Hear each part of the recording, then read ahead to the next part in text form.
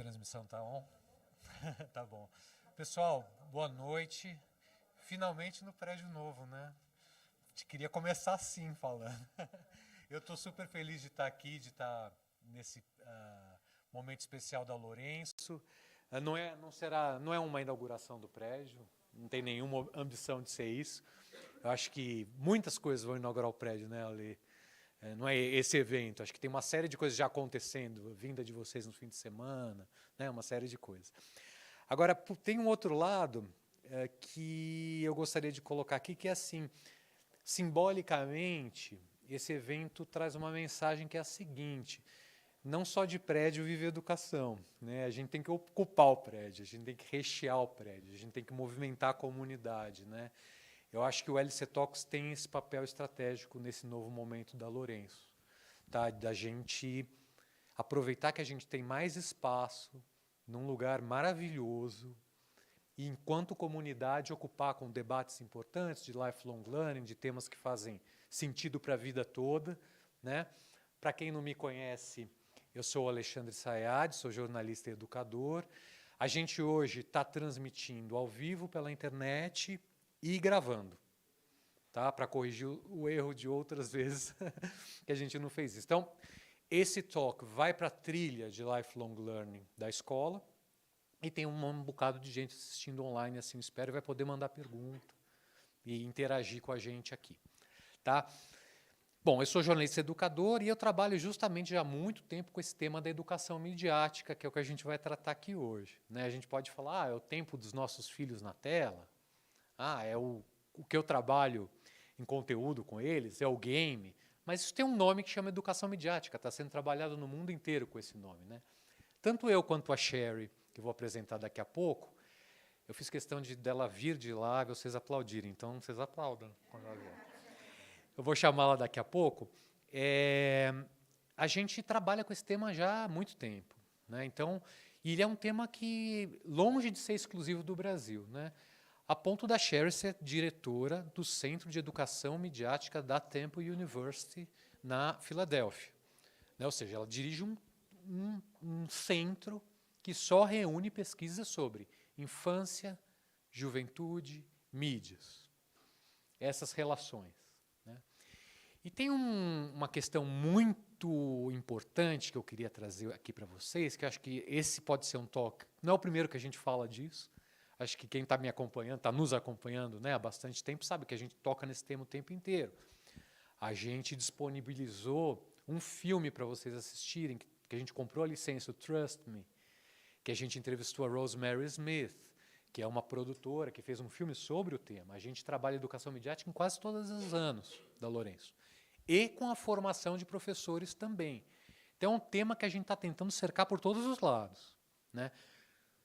Teve um evento que... Gente, eu vou tirar... Eu estou com uma mistura de calor e frio, deixa eu tirar meu casaco aqui.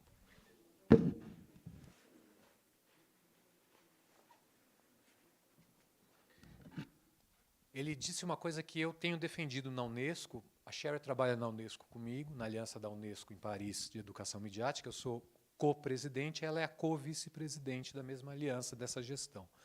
Que é assim, não existe eficiência em educação midiática se não há coalizão. O que é coalizão? Quer dizer, não adianta você atacar a questão das mídias de um lado só.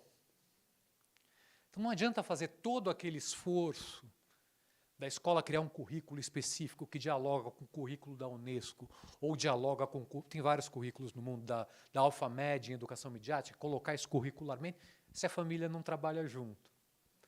Não adianta a família e a escola trabalharem se a cidade não proporciona oportunidade de aprendizagem juntas. Se as políticas públicas urbanas não ajudam você a ir no museu e entender o que você está vendo, se você não tem um museu da imagem e do som, por exemplo, que toca sempre nesse tema, né? Se as próprias mídias não trazem elementos para educar para as mídias. Algumas pessoas olham torto para isso e falam em regulação. Putz, vão regular as mídias digitais? Será que vai ter regulação de mídia social? Tem um lado que se debate isso, mas não é só isso. A mídia pode educar para ela mesma também. Tem essa questão. Então, a gente resolveu... É muito curioso porque eu já entrevistei a Sherri no LC Talks, só que ela na Filadélfia ou no Brasil. Não sei se alguém vai lembrar, mas foi no comecinho da pandemia, onde a gente não podia sair de casa, e eu fiz um dos primeiros LC Talks com ela. E a gente fez, cada um na sua casa, obviamente, e agora a gente com a oportunidade de fazer pessoalmente. E eu queria dizer que não é uma questão também regional. A Sherri tá no Brasil porque ela está pesquisando uma bolsa Fulbright nesse tema.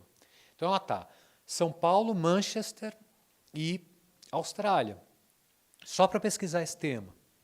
Né? Então é um tema que está o mundo inteiro pensando. Então se eu chegar aqui e chamar a Sherri, a gente falar, ó, temos uma solução e vamos estourar a solução aqui, a gente está errado. A gente tem pesquisadores do mundo inteiro, tem uma comunidade internacional enorme pesquisando. Então eu queria trazer um pouco esse olhar da complexidade para o tema um pouco aqui. A gente não vai resolver com uma bala de prata. A gente não vai resolver com uma solução. A gente tem que pensar junto. Exemplo. Não precisaria organizar um LC Talk para pedir para vocês baixarem, falei isso acho que na última aula, baixarem o livrinho da Sociedade Brasileira de Pediatria e vocês virem a recomendação de tela por idade. Acabou. Não preciso de LC Talk. Vocês baixam isso em casa, acabou, eu mando um bilhete. A questão não esgota aí. Seria fácil se esgotasse aqui. A Sherri vai trazer uma visão de que as nossas filhas já estão 24/7 nas telas. E tem outras questões que a gente precisa pensar para além do tempo de tela. Essa fixação nossa no tempo de tela pode estar errado. Pode estar errada a fixação. Pode estar errada. Né? Então, acho que é um mundo... eu e a Sherri, a gente gastou um tempo vendo assunto por assunto que a gente ia trazer. Ela montou uma apresentação super bonita. E vocês vão poder perguntar tudo o que vocês quiserem, vocês de casa também, perguntarem tudo o que vocês quiserem no fim, tá? Para a gente ter um papo bem dinâmico. Queria agradecer aos diretores sempre pela força, Lê, Edson, Fábia, que não está aqui, Márcia, Daniela, e ao pessoal do marketing, da comunicação, que sempre 100%, vocês, Rodrigo, está lá o Rodrigo, por possibilitar, acho que a gente já tem um público aqui, está transmitindo ao vivo e gravando vai ser um hábito daqui para frente, né, para os nossos LC Talks. Pode ver de casa, pode ver aqui, pode ver depois. Né? Acho que é a melhor solução que a gente tem. E esse LC Talks também foi pensado num café da manhã secreto, junto com a PLOC, que não tinha nada de secreto, foi do lado da escola, na verdade, do lado da educação infantil. A gente pensou um pouco da importância de trazer a Sherri junto com a PLOC. Né? A PLOC, para quem não sabe, é a Associação de Pais da Lourenço Castanho. Temos aqui algumas representantes e nós temos lá naquela mesa um formulário para quem quiser fazer parte. A PLOC está precisando renovar os quadros, ter mais gente trabalhando junto com elas. Elas se mobilizam um monte. E fazem muitas coisas interessantes junto com a escola. Então, a pandemia chacoalhou a PLOC, porque a gente tinha tanta coisa para pensar aqui. Né? A PLOC ficou num segundo lugar, e agora a gente precisa fortalecer a PLOC.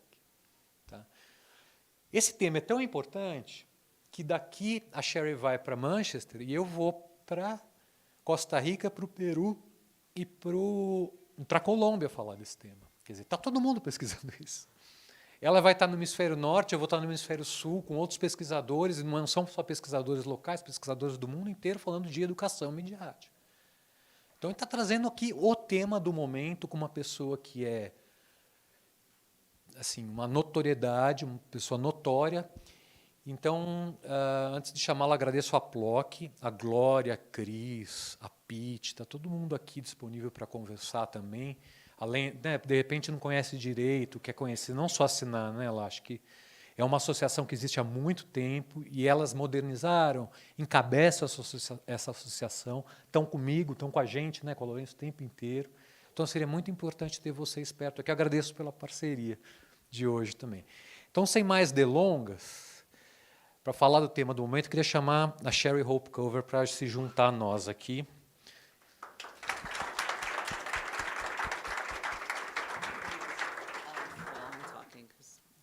Yeah, you can. I don't. Yeah, no, I'll make it in English now, so you can leave it there. Yeah. Let it here. Yeah. A Sherri, só para antes, ela vai falar um pouco da biografia dela, mas além dela ser professora universitária, agora eu vou virar para o inglês, tá? Quem quiser pegar fone de tradução está lá atrás. Não sei se vocês viram ou pegaram. Quem não precisar, não precisa. Quem quiser fazer em português a pergunta, ela tem uma tradução reversa aqui. Então dá para fazer em português que ela entende também, tá? Tem as duas mãos. So I'm turning to English for you, okay? So Sherri is a professor now, but she comes from actually the industry, the film industry and the television industry, basically kids and youth film and media. She works for Nickelodeon, for Sesame Street, and a lot of different companies. So we are honored to be with you here with us. Thank you, Frank. And so the stage is yours. She's going to present for half an hour, but it's not going to be boring, I guarantee, because we lay on that and we stay we look at each slide to check it out if it's good for you. And then we talk. Though it's LHC talks, we need to talk. Okay? So Sherri, welcome. I'll be there. Okay. Okay? Thank you, Alex. Hi, everyone. It's a pleasure to be here. I know. It's such a gift that I see that many of you are not listening to a translation right now, so you're hopefully understanding me. So that's really, it's very special for me to be able to be here and speak to you in English, and I'm thrilled that there's translation as well. I have to get used to the fact that I don't have to look behind me. I'm so used to being a professor where I have to look behind me all the time. I'm not going to tell you a lot about my background. Alex really gave you a good overview, and a good Google search will bring you everything that you could possibly want to know about me. I'll just highlight one or two things and say that I love being around kids. I really do. And I love watching kids' television and listening to kids' music and watching kids' movies. And my daughter now is 21. I have one child, she's 21. And I am really sad that those young kids that used to come in my house and play all the time are not there anymore, because it's like a ready-made group for research, right, with all these kids in my house. So I needed to figure out a way to talk to children, so I created a podcast where I would have an excuse to do that. So I have a podcast called Kids Talk Media. I interview two best friends about their media. The kids are either somewhere between age 5 and 14. I recorded my first one, not in English, with Alex's son last week and a friend of his, and I was providing translation. So that will premiere probably next month, and I'll be sure to send a link, and I'm sure he'll send the link to you as well. But so a core reason for the podcast is for me to hang out with children and get an uncensored view of what they think, not through their parents, not through their teacher, but just from what they want to tell me. The conversations are really open, but I direct them to talk about media, but whatever they want to tell me, they do. And I can share more details. I believe you can access the podcast as well, and we can share links with you at the end. So these are other things I'm involved in, and I'm happy to talk about any of them with you, but they're not important for tonight. Alex did mention that I've worked with some other companies and guiding them around. Sometimes it's around content, and as an educational guide, do I think that this content is right for a 7-year-old versus a 10-year-old? So some guidance around that. But I think that the most important guide I really have about children and media is about the time that I spend with kids. And I really believe that children have opinions that are valid about what media they like and how it makes them feel. And if we listen to that and we have conversations with them as parents, that can really help us guide them, right, to the things that we know will keep them safe and happy and healthy, which is what we all want. So the question tonight to really guide the time that I'm at least going to be speaking to you before you have a chance to ask questions, is how can I help my children and teens to use media wisely, right? Not to use it less, not to use it differently per se, but to use it wisely. I always feel like, and I like to begin when I said I love children's media. I like to watch it. I like to listen to it. Because my goal in speaking to you is not to have your children or you consume less media. That's not the goal. The goal is to make the right decisions for your family and your children that make everyone feel good and can grow up healthy and safe and respected. That's what I want. And if that means that they need to have less media, that's a decision you'll come to. If it means that you all love watching Harry Potter movies all day long on a Saturday, and you want to binge watch all of them, and that makes something good for your family, then that's what you should do. So it's asking questions and thinking about what's right for your family. I'm going to touch on, just in the time while I'm talking with you, social media influence, TikTok, personal digital assistants like Siri and Alexa, how you balance those issues around what is good about media and what maybe concerns you about media, touch on media literacy, a little bit about algorithms and misinformation. Any of these topics we could talk about for hours and hours and hours. So I'm going to go quickly through topics, and hopefully that will trigger some questions for you, and we can spend most of the time actually in some dialogue back and forth. This chart is really to set us on a path in thinking about media and our children, that sometimes when we think about the media that children consume, as parents, we worry that there's so much imagery, so much information. They're on social media. They're looking at TikTok. The worries and worries and worries. But children are influenced by lots of things in their lives, not just media. Media is one of the things. You, as parents, research after research after research, when they ask children and they look at where the influences in their lives are, their parents are number one. Still, today, parents, number one. So whether it's your religion or your peers or your teacher, what you eat, where you live, all of those things impact how that child lives and how they feel about themselves. The piece about media that is a little bit unique is that in the absence of any of these things, media will grow to fill it in. So if you really don't have a lot of peers, you don't have a lot of friends, that's okay, media will be your friend, right? If your parents are not going to be home after school, that's okay, media will keep you company. If you're not sure what to eat when you have a snack after school, that's okay, media will show you that. So it's not that it has all the influence, but it can fill in the pieces that it needs to, right? So it's highly influential. How many of you are on Snapchat? Anybody on Snapchat? Anybody like to put filters on their pictures? Come on, thank you. So if you've never played with filters like that, you should, because kids love doing that. And I would say, as one piece of advice for you tonight is, whatever it is that your kids like to do with media, you should be doing that.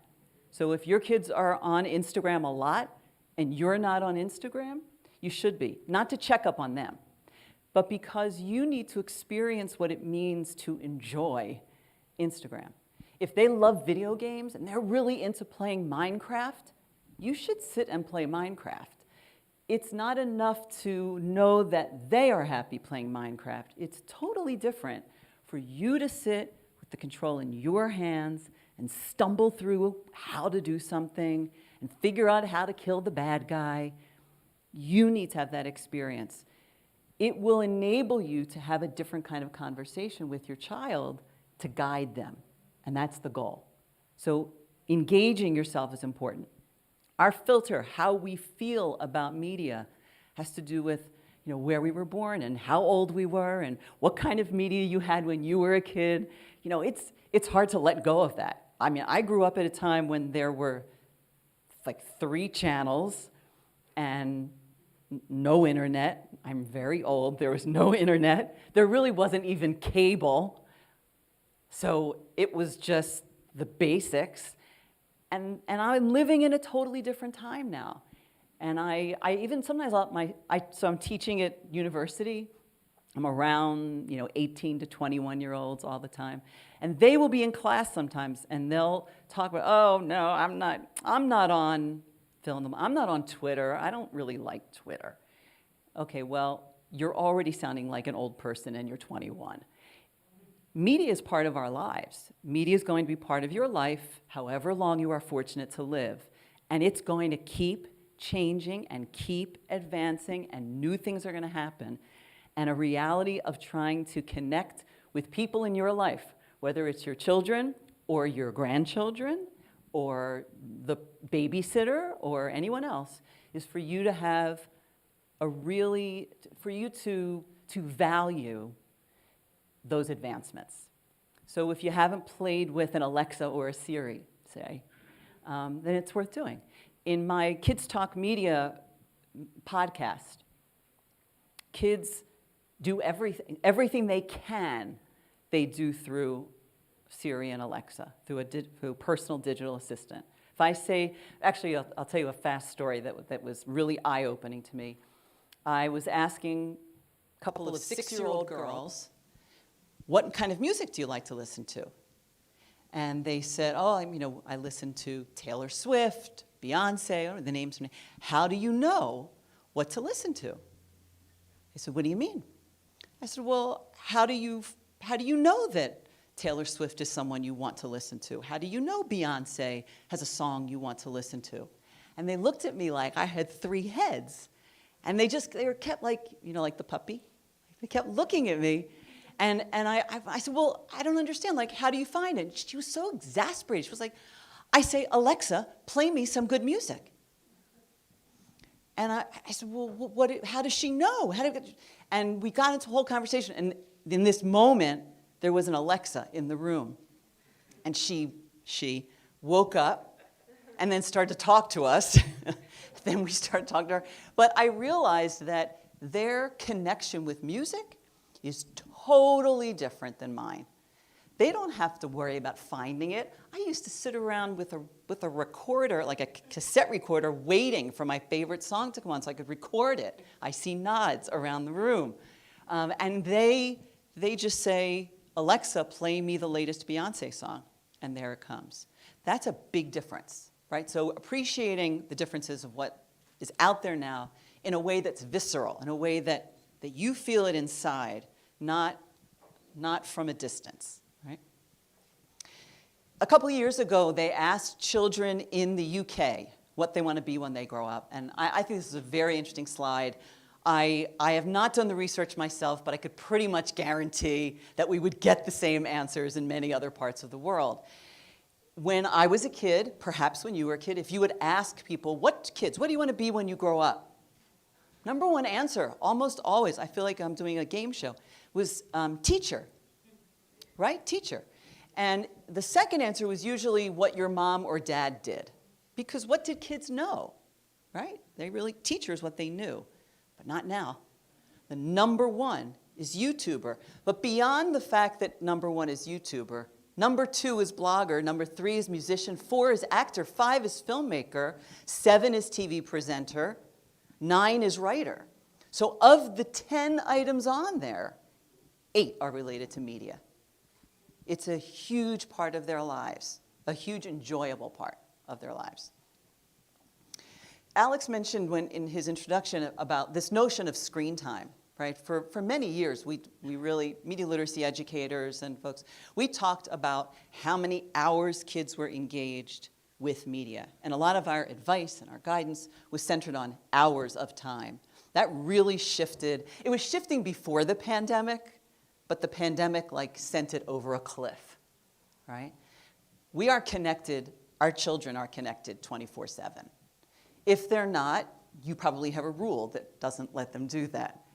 But they are connected in some way. They could, and sometimes they need to be connected. Homework, connecting to friends, figuring out what to wear tomorrow, any number of things. So the conversation has shifted now to this notion of constancy, that it's not just about how many hours you're engaged, but recognizing that the connection is constant. And so it's not as much about how much time, but about why. What are you doing during that time? How does it make you feel? How is it benefiting you? How is it hindering you? So I just want to give you a couple of quick slides about what are children doing when they're online. I'm going to focus on that online space. I mean, TikTok is the #1 place. It almost doesn't matter how old they are. There was research that came out like last month, it was not very long ago, that said that YouTube, which I'll actually talk about in a minute, but that YouTube is number one, beyond, above Disney, above Nickelodeon, YouTube, #1 for children until they're about 10, 9 or 10. And then TikTok is #1 from that point on. And TikTok is everything. TikTok is music, information, fashion advice, medical advice, news, everything. TikTok is everything to people that are on, and that's where kids are. Other places that are really favorites of children. These are definitely US children that these are from, but it'll give you a feel for the kinds of things. So Pop Jam's one. Kadoodle is a streaming service that really focuses on safe streaming for children. I believe you can access that. Pottermore is the Harry Potter fan site. We've got lots of Avengers games that kids can access. Woo's World, many things like Woo's World where you go on and create avatars and dress up your avatar in a particular way and try to accomplish something, right? Some could be some fashion thing in this case, any number of other things. Tanky is a gaming site. This is a really fun place on YouTube. You could lose a lot of time. That's called As Told By. Has anybody ever seen this? So you can look up many versions of this, but there's a whole section of YouTube that is telling the story of Disney movies, all with emojis. What's really interesting, and we don't have the time to look now, what's interesting about it is that you really have to know the story to have the emoji make sense, right?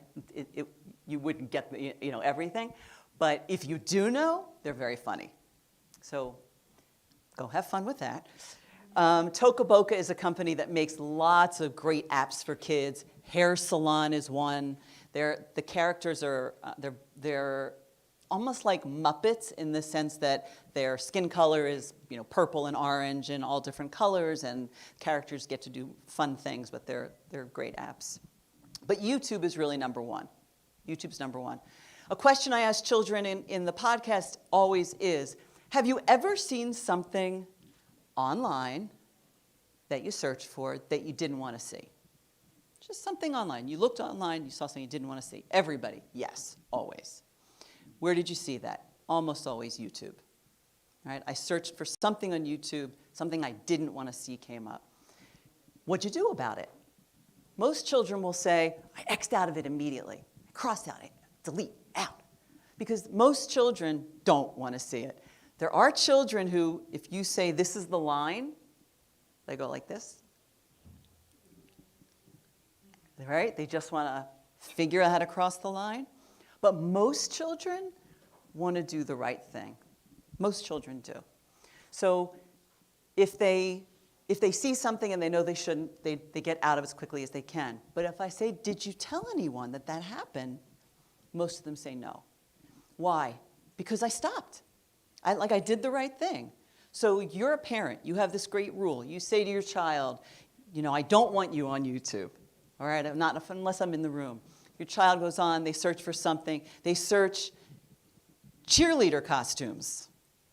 And they get, lots of not really dressed women in cheerleader costumes.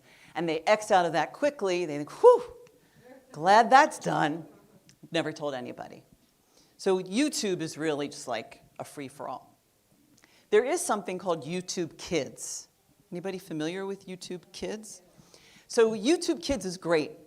It's just that kids want to be on YouTube, right? So if it's a young child, and under 7, You could probably show them YouTube Kids and keep them away from YouTube, but once they know YouTube exists, it's hard to get them back to YouTube Kids. YouTube, I mean, you know, YouTube is everything, right? I actually had a child, the last podcast I did, I was asking them about search, about social media. And these were 9-year-old girls, and they were telling me that Google is social media. Google is social media. And I was trying to ask for their explanation anyway, and she said to me, search knows everything. Search knows everything. And as adults, you've probably said that at some point. Like, Google is magic. How does it know what is in my brain? But you're an adult. You know that there are algorithms and people clocking you and looking at your searches, and you understand that even though you say it's magic, you understand there's something else happening. But children don't know that. It really feels like Google knows everything. And I said they're going on TikTok for news, for medical advice, for real information. And kids are making content themselves, right? So they are not just consuming somebody else's content. They're making TikToks. They are the influencers. Now, this was an article about a girl at 4 who was a kidfluencer, right? Media influencer as a kid. Obviously, at 4, her parents are involved in that. She doesn't know how to spell. She can't do that online.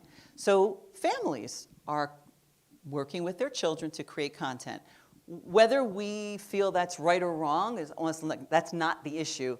What I want you to think about is your kids are seeing kids as influencers, right? So they're not only looking at adults, they're looking at kids doing that as well. Think about the slide earlier that said, what do I want to be when I grow up? Right? They're watching kids doing that, and they know they're making a lot of money. I'm going to go quickly through the next couple because there's a little bit too much detail here, but I did some research looking at kid YouTubers. Who are the YouTubers that kids like to watch that are kids? They like to watch adults too, but who are the kids they watch? These were the top 10. I'm just going to go forward here for a second. So just in terms of messaging, and this is messaging they get online a lot. Right? I am what I buy. Learning how to purchase smart is an important skill. You're never too young to learn to look pretty. Life is about play. When they're watching videos online, they rarely hear somebody say, okay, I have to turn off my video cam now, time for me to do my homework. Just even a little line like that would mean a lot to a child, but you don't usually hear people talk about that. Play is best with a toy. Right, as opposed to like, let's pretend we're pirates and we're going across the ocean. It's like, ooh, box open, right? Look at this thing I got. Being recognized by strangers and fans and celebrities is fun. Being well-known has benefits. Voicing your opinion is good, right? Having an opinion, putting it online, that's a good thing. The internet is the best place for advice about everything. You can make a lot of money as a YouTuber, and making money is important. And actors pretend, but YouTubers are real. Kids say that to me a lot. Why do you like to watch YouTube?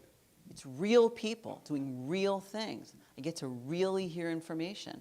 So one value of having kids make content is their deepening understanding of how they can manipulate what they're making so that the finished product looks the way they want it to look.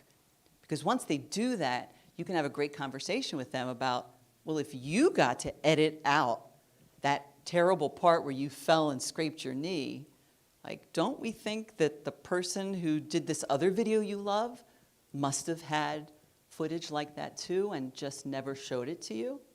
Like, how long does it take to get a picture that looks like that perfect image?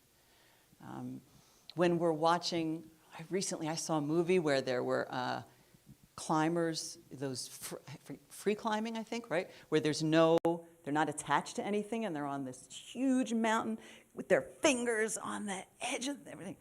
Where's the camera person? Somebody else is there. Somebody else is recording that.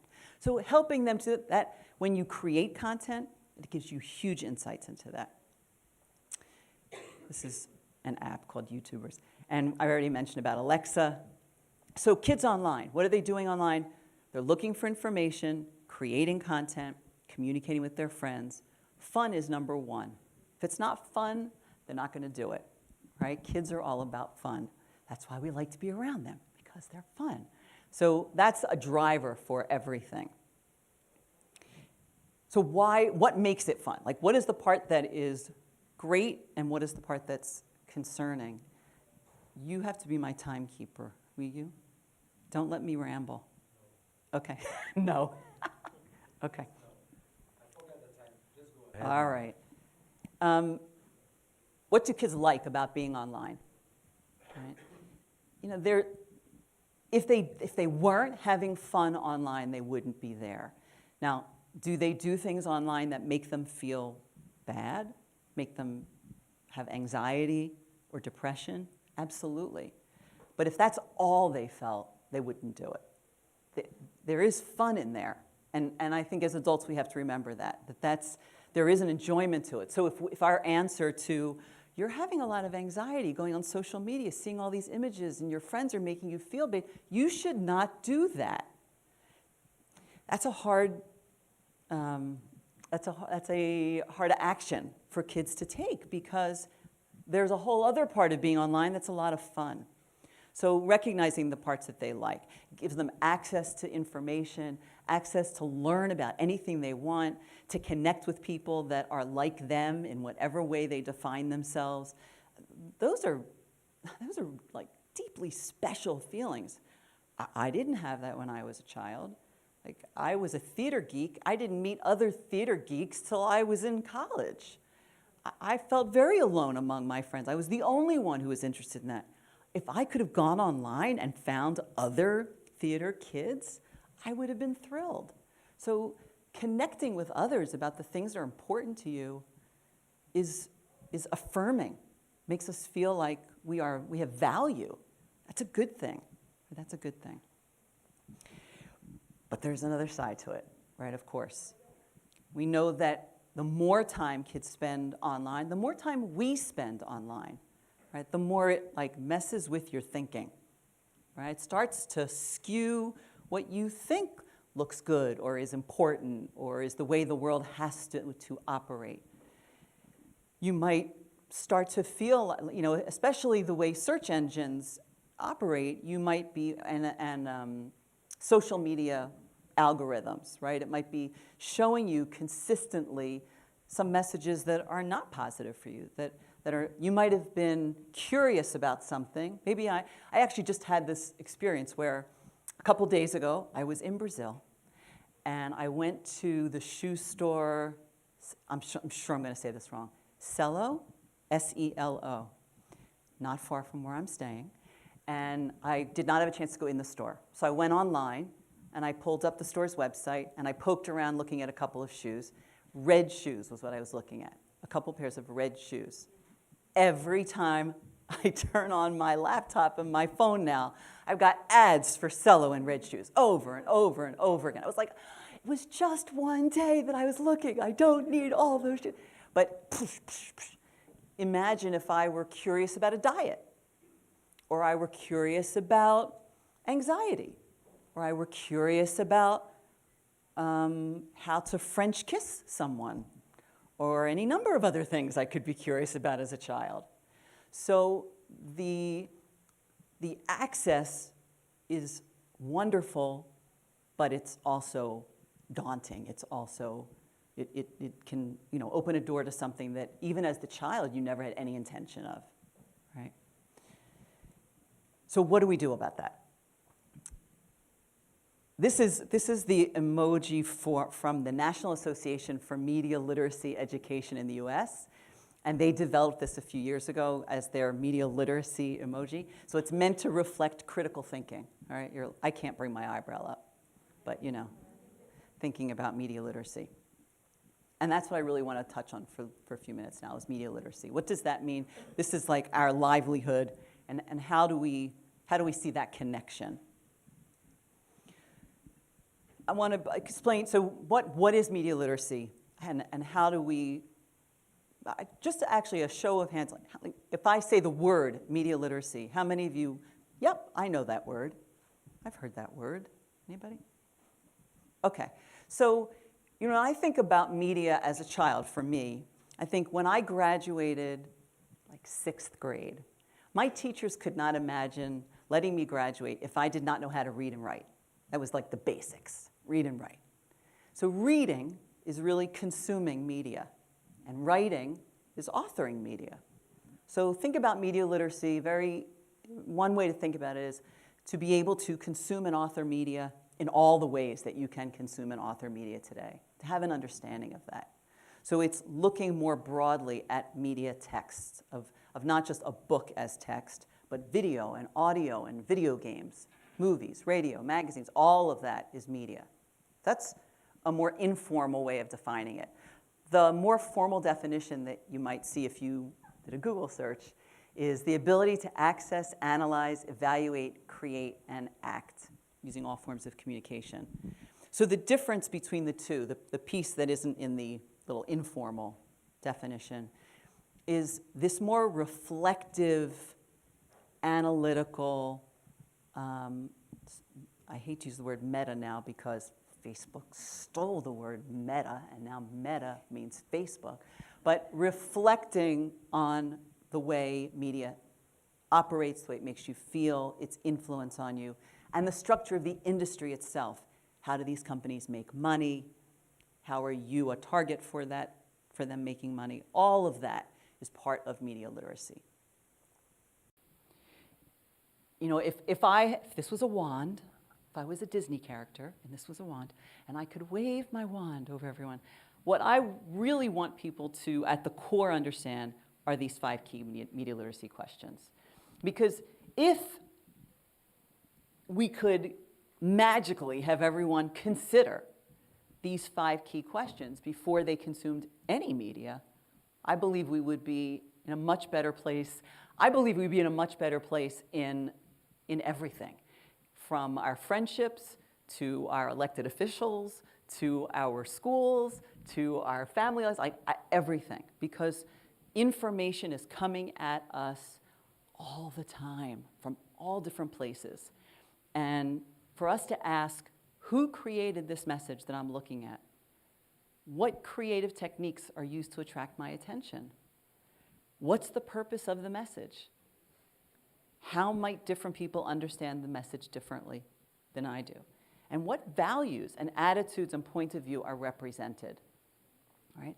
And commercials are a really good sort of activity to do that with because they're short. So I don't know if the second picture there is a Skittles commercial. I don't even know if do you have Skittles candy? Yeah. So have you ever seen that commercial? Has anyone seen that? So it's a commercial where these 2 kids meet under the bleachers of a school, and while they're talking, she is picking Skittles off his face and eating them. I can never look away. I've seen this commercial, 100 times. And every time it comes on, I look, what is it about that? So often I will take a commercial that I know kids love. You can do this easily when you're with your children, you're with the child, and whatever you're consuming, there's probably a commercial. Rather than just try to zip past it, actually, can you pause for a second, look at it, and have a conversation? And you don't have to be an educator about it. You could say, God, that is such a cool commercial. The way they got the Skittles on his face, I wonder who made that. Who made that commercial? Just even understanding that an advertising agency made the commercial so you would want to buy Skittles. Why in the world would they think I would want to buy Skittles by watching a girl pick Skittles off of this boy's face? That's a kind of funny conversation to have, but somebody did. Some ad agency made a pitch in a meeting and said, I have a great idea for a commercial. We'll put Skittles on his face and we'll pick them off. And someone else in that meeting said, that is a great idea. Let's do that. How doesn't that seem crazy? But somebody did. So just having that conversation, which can be a fun conversation with your child, gets them realizing that I can ask questions about media. I can think about where it came from and who made it and why they did. That character that I love to watch on whatever my favorite show or game is, they wear a purple sweater every time. Why? Because somebody made them, like either bought the sweater or drew them that way and could have drawn them with a green sweater. But they chose purple. Why would they choose purple? That's not arbitrary. Somebody thought about that. Somebody made a choice. So those kinds of conversations are reflective conversations. They're not judgmental.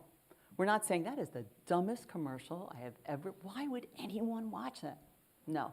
We're saying, interesting. People like this. It's on all the time. I wonder why. I wonder, ... I wonder. It's a great reflective question to ask. So thinking about these 5 key media literacy questions, you know, if I were a professor taking notes, I would be like, that is where the notes need to be, right? So this idea of this learning and these 5 key questions in media literacy does not happen like a snap, right? You're not going to wake up tomorrow. I mean, Alex, you said it's not, there's no silver bullet. We don't do one thing and like, wow, whew, glad that's fixed. You know, people will sometimes say to me, Sherri, you must be so media literate. You talk about media literacy all the time. It's like, well, I work at it all the time because tomorrow there will be 3D printers in my house and I'm going to need to think about how they work, or the metaverse is happening, or augmented reality, or artificial intelligence, or any number of other media inventions or new devices, or my new iPhone will come out with another version. All of those things require me to be constantly learning and thinking critically about my media. So this is just a way for you to begin thinking about what are the conversations we can have with our children. If I could just ask for a minute, how many of you have children that are 0, you know, infants to, say, 3, age 3? Anybody? And how about 3 to 7? 3 to 7. And how about 7 to 10? And how about 10 to 15? And then how about 15 to 21? Anybody in the 15? Okay. So the thing the thing that this represents, right, the suggestion is that from the minute children are born now, media is in their lives, right? If you have, for those of you, a couple of you who raised your hands about 0 to 3, you know that there are games that can be on your tablet that are made for babies so that you can hand your tablet to your baby. They only require use of a finger, so they're designed so that they can do that. Whatever you think about technology being for adults, it's all for kids. Like, you need to completely change your brain on that. A tablet is the most perfect device for a child. I don't have my phone here. A phone, like that fits in a child's hand. Video games that you can play on your phone that just require your finger, they don't even require, you know, developmentally, a child to be able to pinch is a developmental stage. It doesn't happen to me, but the finger, just moving your finger, I mean, a very little baby can do that. So these things are really attractive to kids. So from the very beginning, you need to be having conversations. In the beginning, you might just be saying to a baby or to a toddler, this is when you can use it, this is when you cannot.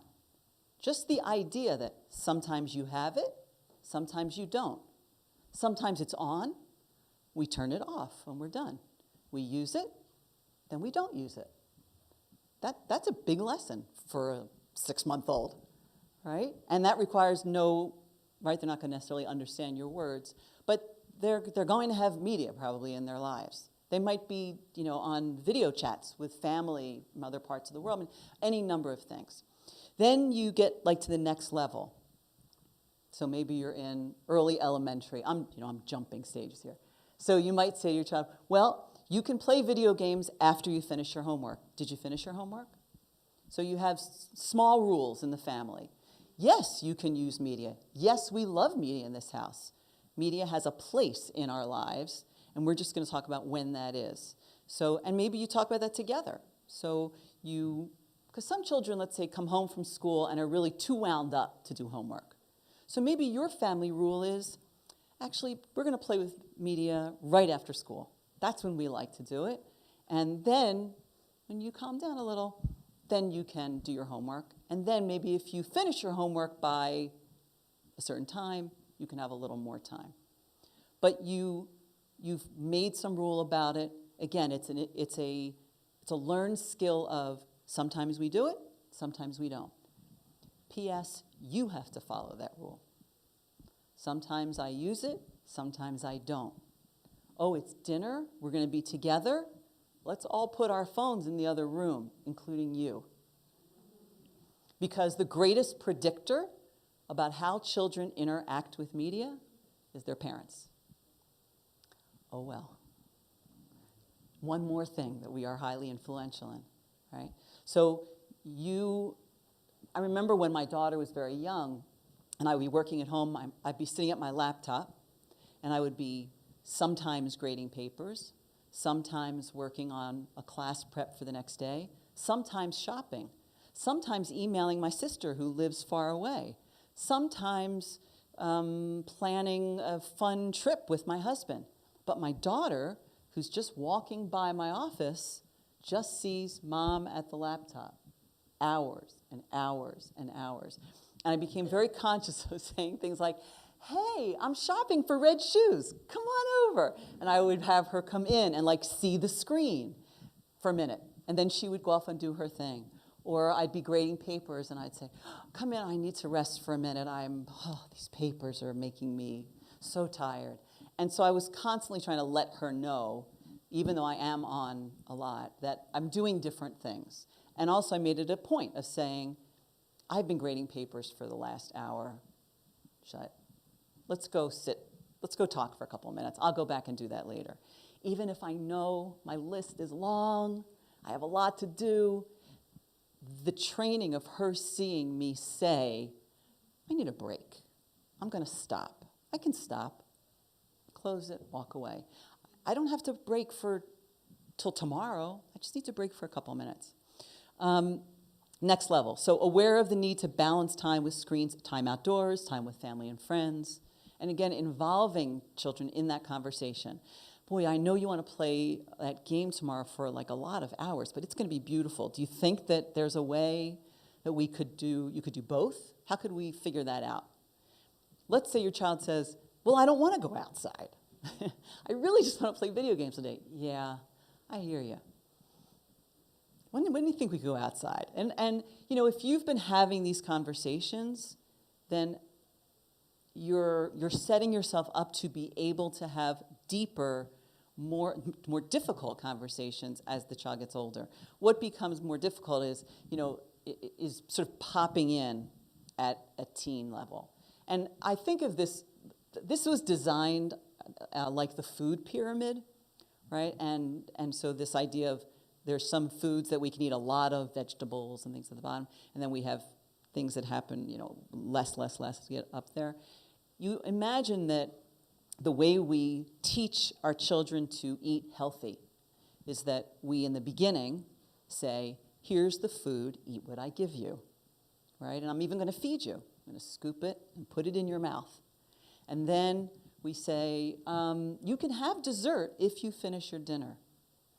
And then we say, if we're packing your lunch for school, you need an apple with that sandwich, right? You fruit with that.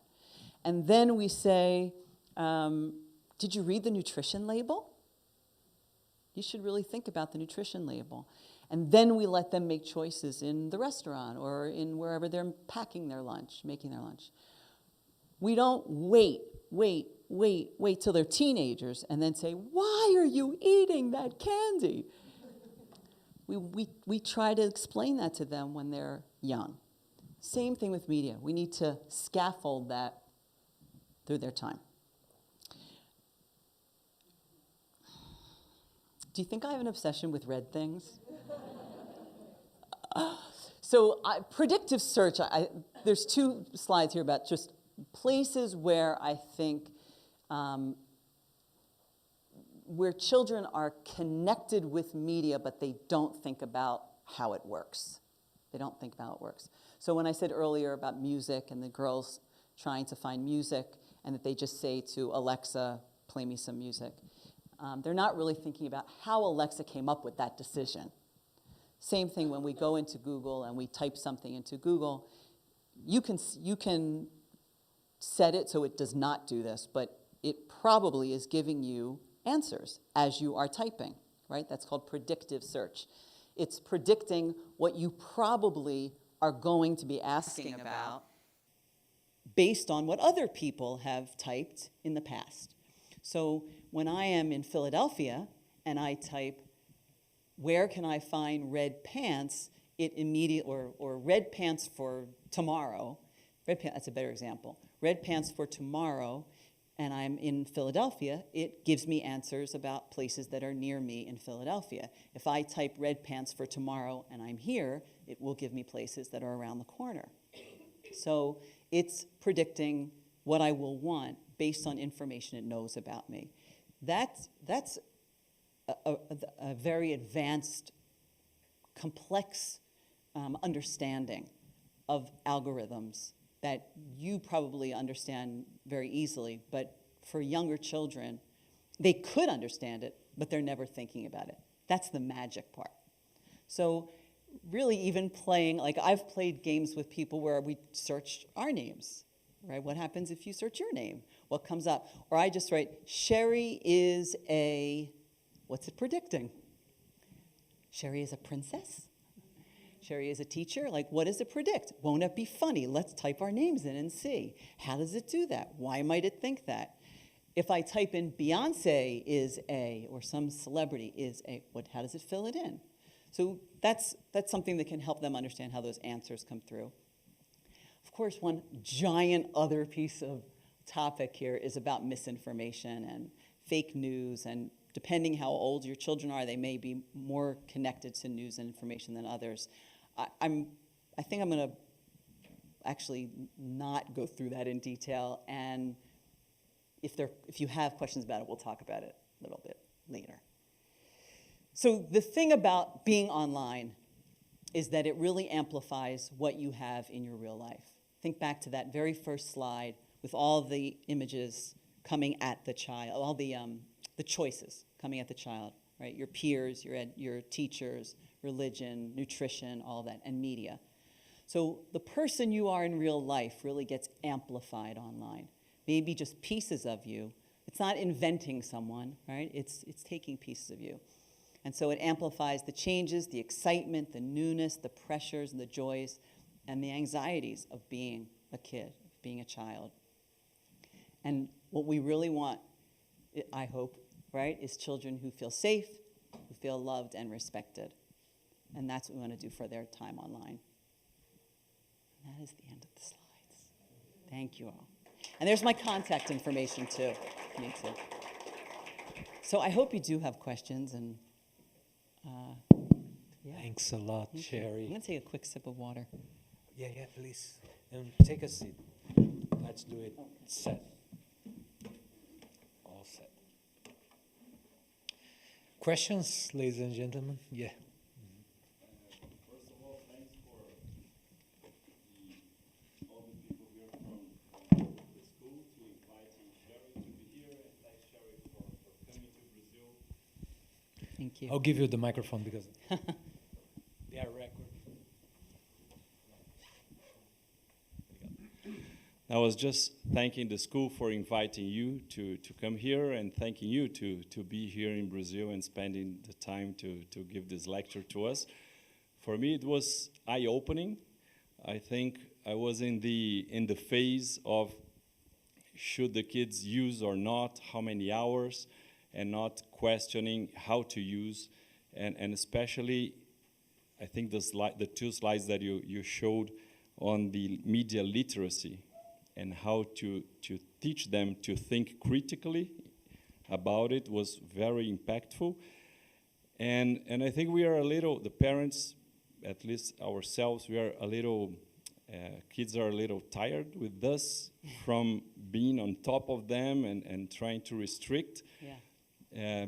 So in the, as you said in the beginning, that it's a combination of efforts. I see this one as a first effort with the parents, and the question is how the schools could help with the kids, because the 5 questions on media literacy, I could see the kids playing with some examples and trying to be critical about it and finding out people trying to deceive and all those stuffs. So what examples do you have of schools that are doing that with kids and best practices that you could share with us? I'll share a bit about U.S. and what's happening. Maybe you can talk about the things that are happening with education in Brazil. So it would be wonderful if every teacher was being trained in media literacy. Let me take a step back. There is media in the classroom already. Whether they're using mobile devices or the teacher is showing a movie for some area that you're studying, there's media going on in the classroom already. So there's an opportunity for teachers to be asking those questions in every subject area. So if you are teaching history and you decide to show a film about the history of Brazil, when that film is over, the teacher can say, who do you think made that film? Why did they make that film? What techniques did they use to attract your attention, to get children to want to watch that film? So it doesn't have to take over her lesson or his lesson, but it can be a part of that. So, but the reality is that it's not taught to all teachers, not in the US, and it is, it's in some of the Common Core required curriculum, but not from a federal level, not across the country. It's really state by state, school by school sometimes. Depends on the principal, depends on the teachers.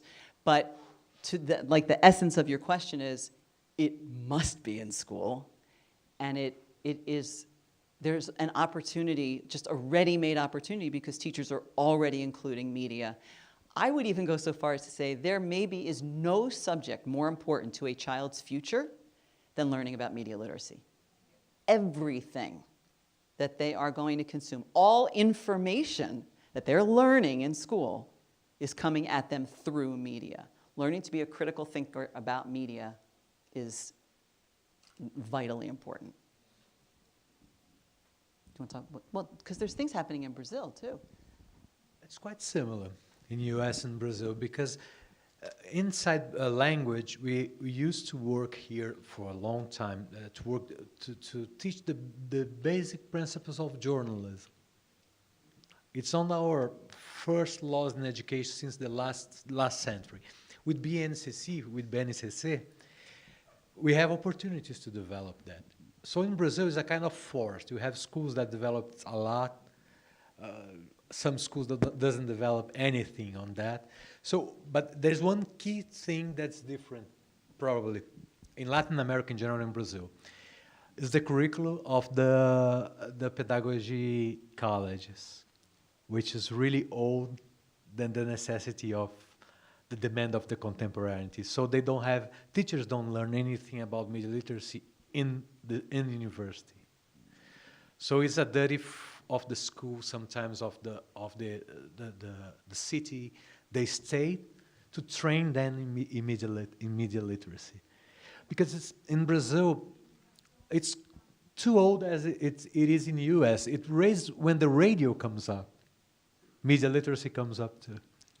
Starts with radio. So the digital part is the new part, but we are talking about media literacy since 1930s. So during the wars, actually, it was born. We have a French guy called Célestin Freinet in 1937 that developed the first network of newspapers within the schools produced by the students, for example. The problem is, how do you teacher train them with a new curriculum, university, to bring them to school. So each school, each district, each state tried to deal with that in a different manner in Brazil, something similar like this. But our work in UNESCO is to advocate. That's our basic work in UNESCO. It's advocate. We talk with governments all around the world to put it as a public policy, not a law, but a public policy that can be developed with the state or with the country.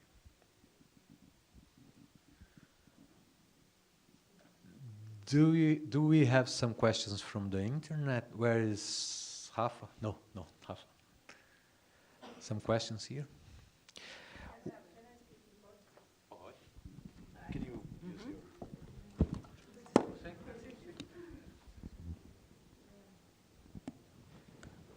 Primeiro, eu queria agradecer a presença da Sherri, porque é um tema super atual, importantíssimo. A minha pergunta é referente a esse tema, se existe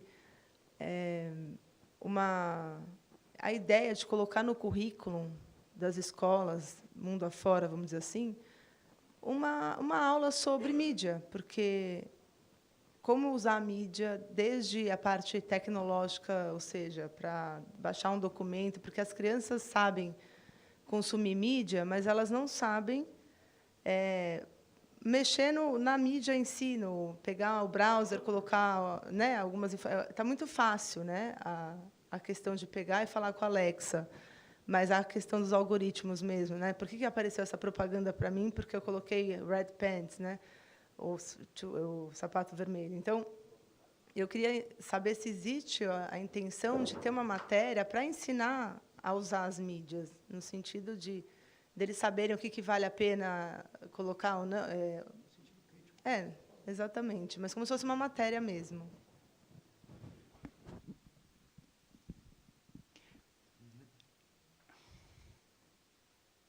So it gets handled both ways, I would say that. Sometimes there are schools that have a special media literacy class, and children sort of circulate through a media literacy class. And in other schools, there are many teachers who are incorporating it into what they do in their regular subject area. Oh, that's why I was making that noise. Okay, in the regular subject area. Want to check it out? Oh, yeah, I could do that, couldn't I? Just an opinion, my preference is for it to be integrated into the classroom because it's more apt to give children ultimately the clarity that media literacy is something that you need to bring with you in all the media you consume and all the ways that you do it. What I've seen sometimes is that when students have a class that is their media literacy class, it becomes about the technology. It's about how to make a PowerPoint, how to download a video, even how the algorithm works, and not about the critical thinking piece. So it's not that it's bad, but it would be best if it was really threaded in those classrooms. I don't know, what's your thinking about that? Would you mind to... Then I do in Portuguese, if you... Yep. Yeah, eu vou falar em português, que acho que para você pode ser melhor. É assim, como é que eu posso te dizer? Olha, a última vez que eu fui checar no congresso, tinham 142 projetos para incluir uma matéria dentro do currículo. Eu fui para Brasília. Então, tinha assim, o Oscar Schmidt, o jogador de basquete, querendo enfiar basquete obrigatório para todo mundo.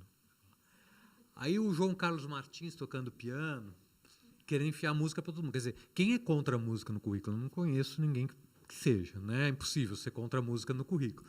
Agora, existe um olhar sistêmico do currículo que é muito importante a gente ter. Porque se a gente fica pendurando coisa, explode o currículo. E uma das naturezas da BNCC, e um dos objetivos da BNCC, por exemplo, no Brasil, foi justamente criar um currículo mínimo para que você possa trabalhar. Então, o que eu te diria, Cláudia, é que na BNCC existem oportunidades de trabalho com o tema da educação midiática. Agora, Esse é o caso do Brasil. Vou te dar um caso extremo, que acho que tem mais a ver com o que você falou, que é o da Estônia. Mas tem a ver com a natureza do país, porque a Estônia se digitalizou desde que saiu da União Soviética. Quer dizer, ela não tinha internet no ano 2000, não existia internet. Hoje é o país mais digitalizado do mundo. Em 22 anos, ela se tornou o país mais digitalizado do mundo. O que ela teve que fazer? Ela enfiou um eixo de media literacy no currículo inteiro dela, da educação infantil até o ensino médio. Porque é assim, como a Coreia do Sul. É um uso muito extensivo de tecnologia. Você não pode dar você precisa dar uma contrapartida educacional para aquilo. Porque, como você disse, Cláudia, eu concordo muito, o domínio, muitas vezes, motor, ele é atávico, né? Ele passa geracionalmente. Mas a ética não é atávica. Na ética, você tem que construir. Então, o que a escola traz com a Media Literacy é uma resposta ética para o uso. Não é simplesmente o uso, né? No caso do Brasil, e aqui eu vou dar um exemplo da Lourenço que a gente está tentando fazer, até com formação de professores, é de maneira integrada com o currículo, é não fazer uma disciplina. Porque senão você começa a pendurar coisas. E, na verdade, como a Sherri falou, a Media Literacy tem a ver com todas as outras disciplinas. Então, você dá uma aula de química, isso não é um exemplo aleatório, eu vi um professor do Estado que faz isso. Ele fez uma gincana para caçar fake news em química, com os alunos. Na área de saúde, ele criou uma gincana, então ele criou selos. Os alunos caçavam e colocavam os selos. Esse composto não funciona assim, isso aqui não... Então, foi um exercício. Então, você consegue pôr Media Literacy em tudo. Então, acho que dessa maneira integrada, você consegue... Porque a mídia é uma lente que você enxerga o mundo. E como você tem tanta disciplina, tanta coisa na escola, é legal ser uma lente. Agora, tem um aspecto... Então, por exemplo, a Fábia trabalha dentro dos projetos do F1. A Márcia começa a trabalhar as imagens na educação infantil. A gente mapeou isso, né? O Edson trabalha, além dos talks, trabalha também pontualmente nos projetos em língua portuguesa, né? E no ensino médio, o único espaço que a gente abriu uma janela, que é uma eletiva, chamada Midiorama, que eu toco no ensino médio. Que aí sim é uma eletiva dentro daqueles itinerários formativos que o cara vai tratar de mídia, e aí vai ter um mergulho profundo na Media Literacy, profundo mesmo. A gente traz o pessoal de mídia para falar, faz hackathons de caça-notícias, fizemos com a Folha de São Paulo, há 2 semanas veio a TV Folha aqui, fizemos um hackathon. Então, aí no médio. Então, eu acho que eu vejo, olhando sistemicamente para o currículo brasileiro, eu sempre lembro dos Oscar Schmidt querendo colocar... Eu não tenho nada contra o basquete, mas eu sempre lembro dessa cena, entendeu? Eu adoro basquete, inclusive, mas assim, eu lembro dessa cena como falta, às vezes, o olhar sistêmico, que é o olhar do todo. Que é você olhar o currículo da janela de um avião. Né? Você não olhar a pontinha, você olhar de fora aquilo tudo. O que faz sentido aqui? Nesse sentido, a BNCC é super criticada por uma série de coisas, mas nesse sentido ela fez muito bem, porque ela desenvolve algo mínimo. Né? Essa é uma opinião bem pessoal, tá? Mas, de certa maneira, institucional, porque eu compartilho com meus colegas aqui, é um pouco o caminho que a Lourenço está tomando nesse tema. Né? Começa na formação de professor e vai transversal cada vez mais se fortalecendo durante todos os anos. É um caminho institucional também. Sorry, Sherri, you can take it. I wanted to just add something, because one of the things that often schools or parents worry about is about having the money for the technology. Does that mean we need to put certain technology in? And I just want to be clear that you could teach media literacy with no technology. You do not need technology in the room. I actually did a whole series with preschool teachers that was about how to integrate media literacy, and it was games and creating cutouts of television screens and cutting out microphones and interviewing each other in pretend. So there's a whole slew of activities and ways to incorporate media literacy that talk directly about media without necessarily having to make massive purchases of media in that classroom. That shouldn't be what stops you.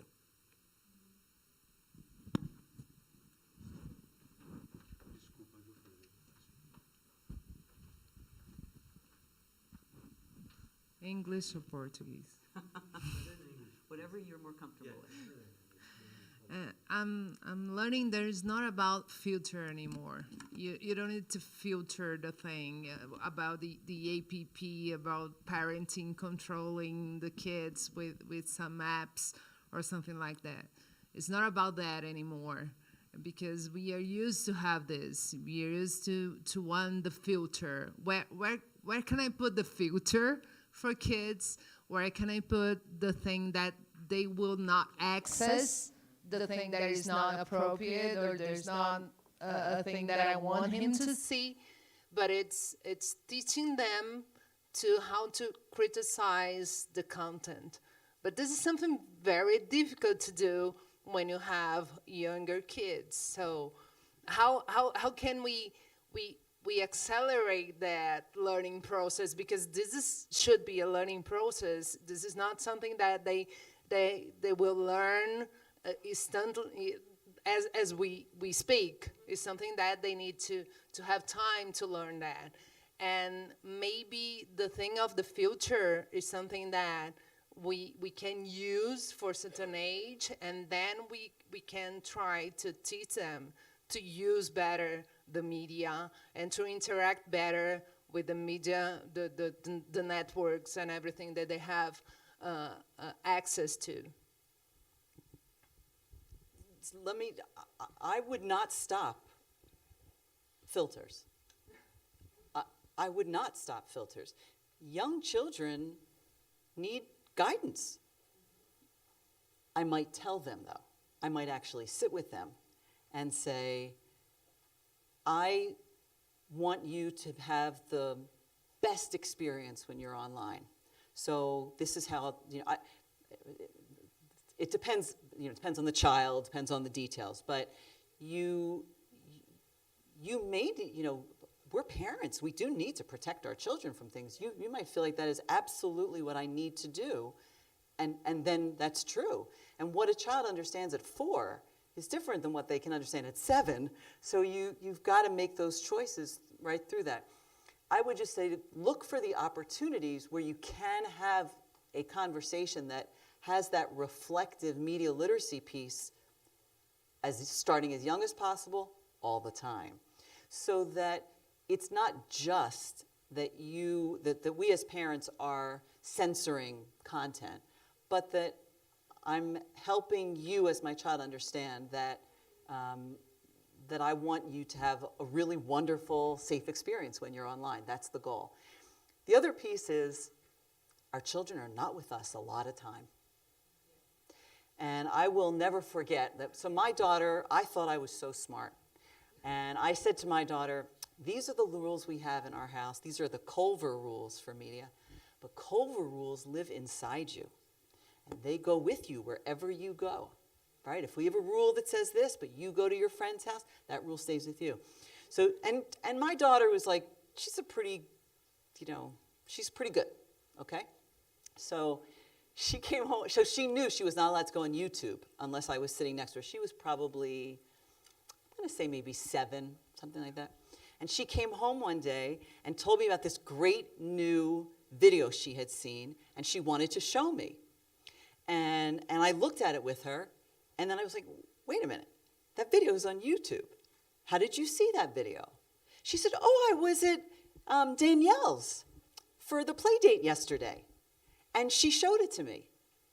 And at first, I thought, I had totally forgotten that I had gotten her a phone that would not have extra access to the internet, but her friend had Wi-Fi, and they had a Wi-Fi, and I deal with this all the time. I'm a media literacy educator.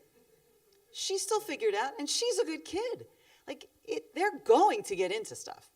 We should do what we can to protect them and have. That's also why the media literacy skills are important, because you can't be there all the time. They need to develop the skill to ask the questions themselves.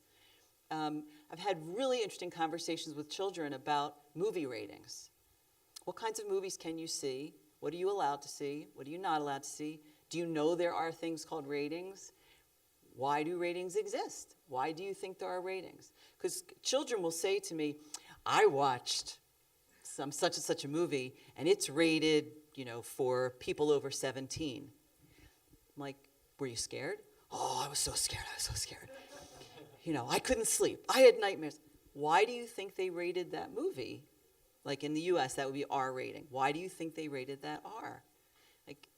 But my mom said it was okay to see it. Okay, that's fine for your family and that you made a choice. I'm asking you to think about why they rated it R and how you feel. And to think about that next time. Right? There is guidance out there for you. There's movie ratings. I would think about that. Because most people, most adults, if I ask the room, can you think of a movie that you saw when you were a little kid and you still have that image in your head, that scary thing from that movie? Okay, at least half the room is nodding right now. Because we do. We've seen things that we thought, oh, I'm such a mature person, I can see it. But so those skills really need to be inside us and learning about them in addition to whatever projections we can give them.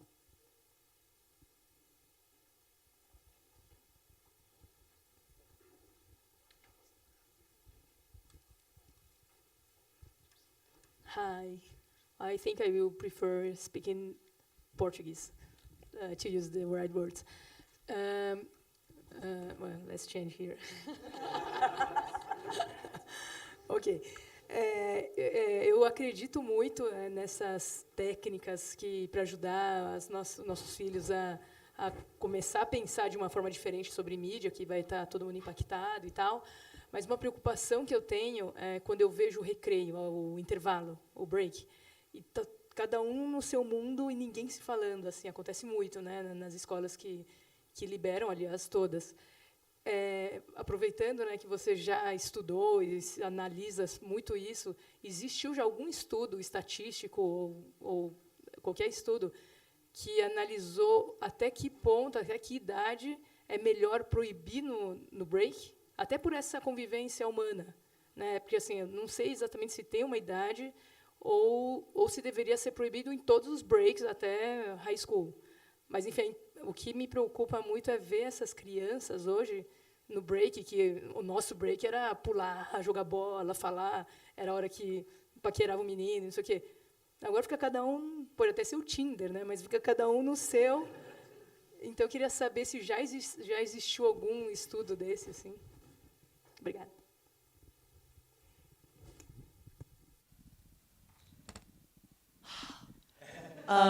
Yeah, that's a big question.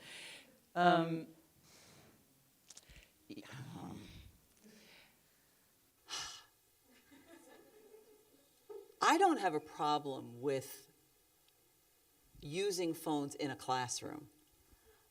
Personally, I don't know that it's such a good idea for them to be allowed to have it during break. If that's right, during recess, is that word, right? But sort of, I think we as adults have to model for them what that experience feels like. They're growing up at a time where all empty moments are filled with being on a phone. And adults are very guilty of that too. We stand in line at the coffee shop, and we're waiting in line, and rather than, oh, Alex, I haven't seen you in I have a couple seconds. I'll answer a few emails. I'll send a WhatsApp. So I think that this is really an opportunity where we as adults can model this in our children's lives and talk about it. So don't just do it. The good behavior is important, but you need to say, did you see what I did? I put my phone away. Or just, if you're standing in line somewhere together, and what you would normally do is both take your phones out, you and your child, you might say, let's do like some crazy thing, and both of us put it aside, and see if you can play a game. Like, we used to play I Spy, right? Or let's play a game together. Like, let's even look at it, at least it's you and your child, let's look at something together. Can you turn the moment away from just engaging and doing something and model that? I think then there's maybe a conversation to have with the school. And parents are very influential in this in schools, of what is the school policy about media? about use of technology, and, you know, have you thought this through? You know, what are the good reasons and bad reasons to do that? Can we limit how they have access? Like, I think that's a conversation you want to have with your school, with your children, and model it. And it's not as cut and dry as yes or no. I think it takes some conversation. But you have a lot of role modeling that you can do in that.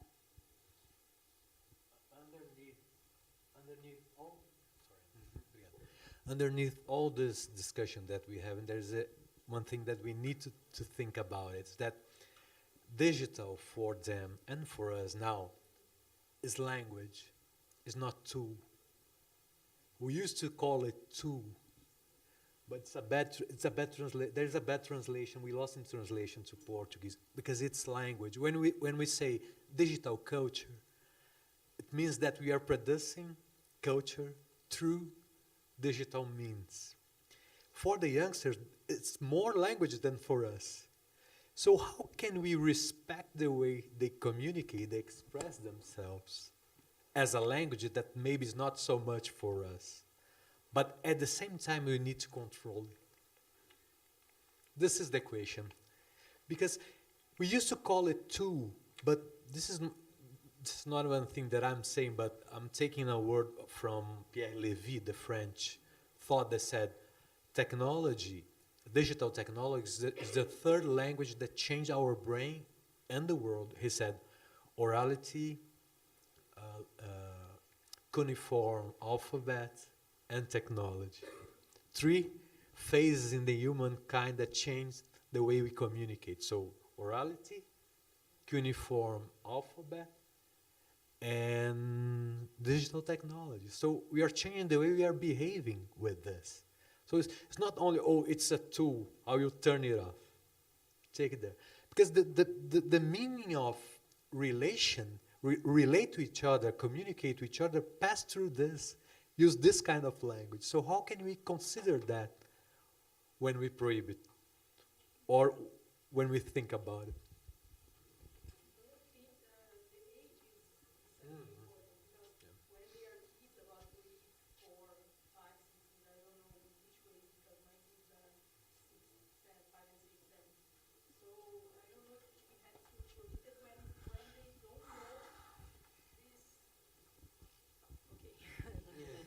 I think the school or at home, because for example at home we say that it's prohibited sometimes, and till, I don't know, 10 years, I don't know, because my kids are 6 and 7, 5 and 6. So I don't know if at school should be the same. So I don't know how old, but since 12 or 10 or 13, I don't know, we should prohibit it sometimes, not all the time, but in the snack time, for example. I do think that our choice of words has a big impact. Anytime we tell children, this is prohibited, you can't do this, there's rule, all of that, that just makes them want to push back. So that's why earlier I was saying, like, my goal is for you to be online and have the best time you possibly can. I want you to have a life that is full and rich and filled with all sorts of experiences. I want you to be online. I want you to have fun when you're online with your friends. I also want us to do lots of things. So it's an appreciation for the fact that they are communicating that way and that there's joy in that. And there's joy in other things too. And so So it's sort of playing with the wording in your own life, in your own ways, what feels right to you, of ways that you can express it as a way to bring more joy and more of the things you enjoy into your life, as opposed to, you can only have this for an hour, you can only have that for a half hour, and finding the way that's right for you and your child, because it's going to be unique to your child. My question is regarding her question. Is there like a policy in the U.S. regarding the use of mobile phones, or like any school can make their own rules? Right. It's usually, that's why I'm saying parents have a big impact on that. So in my daughter's high school, there was a technology, what do I want to call it, like an agreement, and a technology agreement that came home at the beginning of the year, at the very beginning of school, and it talked about the school's policy, and I had to sign it, and my daughter had to sign it, and had to go back to school. And it was, it doesn't even matter what it said, per se. It was just the fact that, so she knew that people had talked about it, that it was something important, and that there would be guidelines, and that she would have to follow them. That was a good, I think, just in general, for you to be, for a child to be thinking through, it's that very basic of, I use it when it is something that helps me in my life, and I do other things when other ways are going to be more helpful. And so it's a balance. It's having, I love the language way of looking at it, because we need them to be skilled in that language. But we want them to be skilled in all the ways that they communicate. So, but there are no rules like that in the US at all. But we deal with the exact same issues.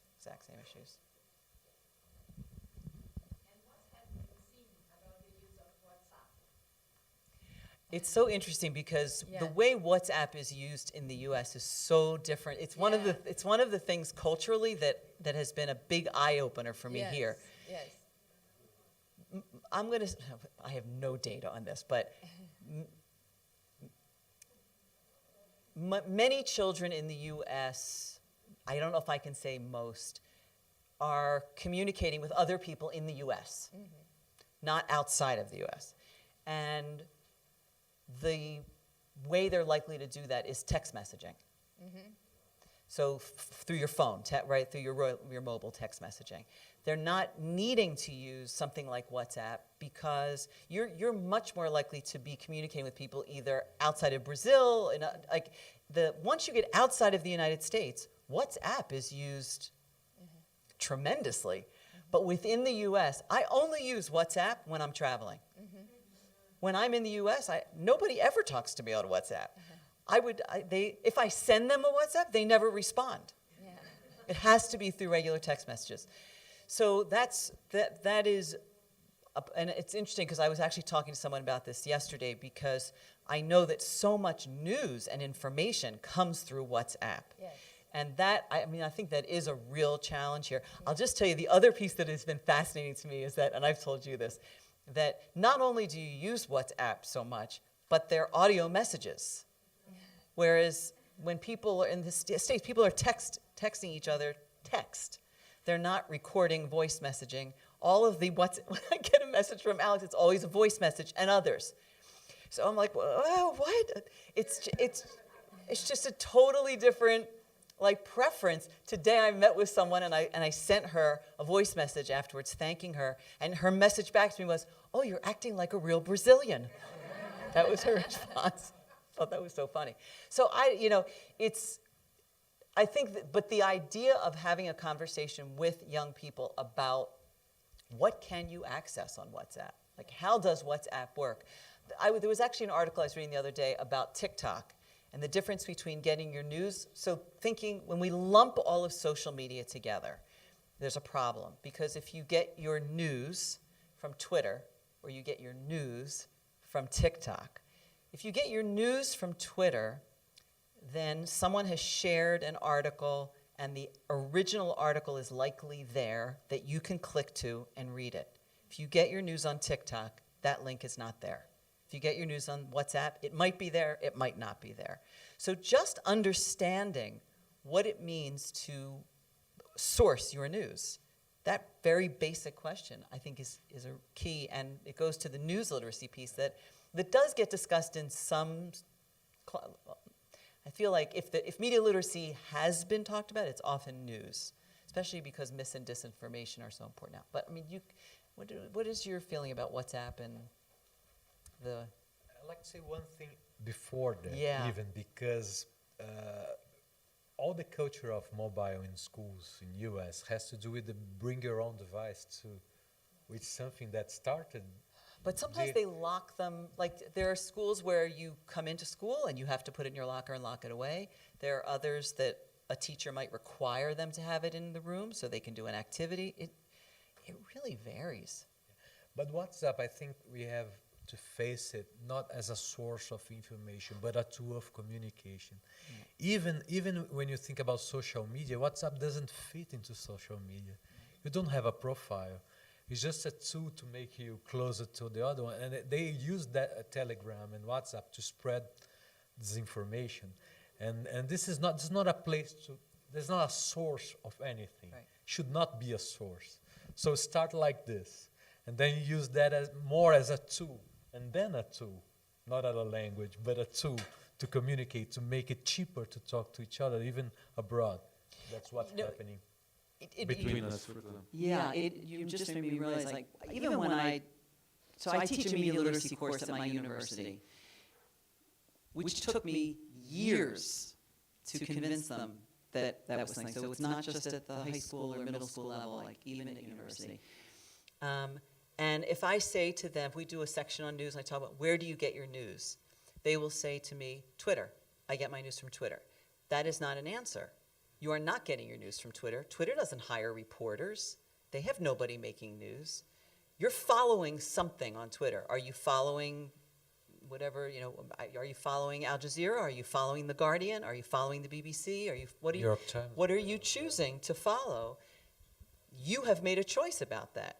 Yes, your friends might follow something else and they might be posting something, but you're still not getting the news source is not Twitter. That understanding is really key. I would say by late elementary, that's something that kids need to understand.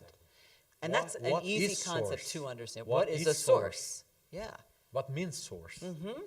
Which is not Twitter at all. Right, right. So. You all must be tired. I know, we can talk about this for hours. We are 3 weeks talking about this in a row. And when we leave you, we'll be in the car and we'll still be talking about it. I hope, my hope for this evening is that it opens your thinking to what some of these conversations could be. You don't need to have all the answers. You don't need to have it figured out. I think it's okay to say, especially if it's a young teen or older teenage child, to say to them, I want you to have great experiences online. I want you to spend the time you want and talk to people you do, but I'm worried. So can we just talk and you don't need to tell them what you're worried about. Don't say too much. Just say, I'm worried. Can we talk about it? And, maybe they'll roll their eyes and not want to do it, but, you can be persistent. And I think as long as you're engaging in a conversation that is truly about you trying to understand, you trying to create a wonderful online environment for them, not to see less, not to take it away, that's not the goal. The goal is happy, healthy kids. That's the conversation. So I would encourage you just to think about that way and then do whatever's right for your children. Sherri. Alex. My darling. Thanks a lot on behalf of the school and Applaud and all the parents here. It was just amazing. Even that we are talking a lot, but I learned a lot with your presentation, as usual. And thank you so much for coming.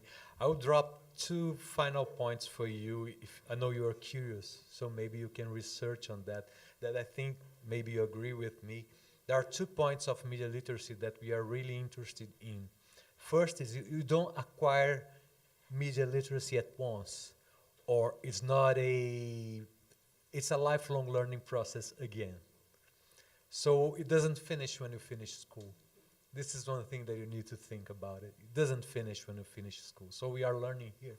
Adult learning is one thing is important for media literacy. That's what we've done here.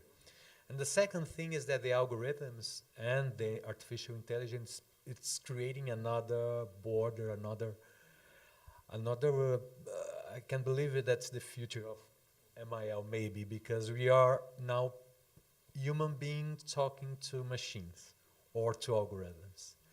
And this is another paradigm that we need to think about it.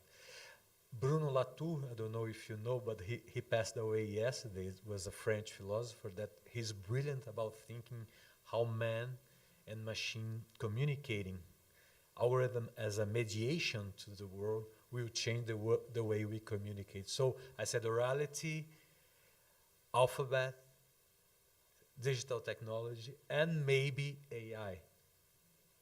The next step, maybe AI. I don't want to make you scared, but this is true. Thanks, Sherri. Yeah. Have a good night. Don't dream with robots. Thanks a lot, Sherri. Thank you all for coming. Thank you. Thank you.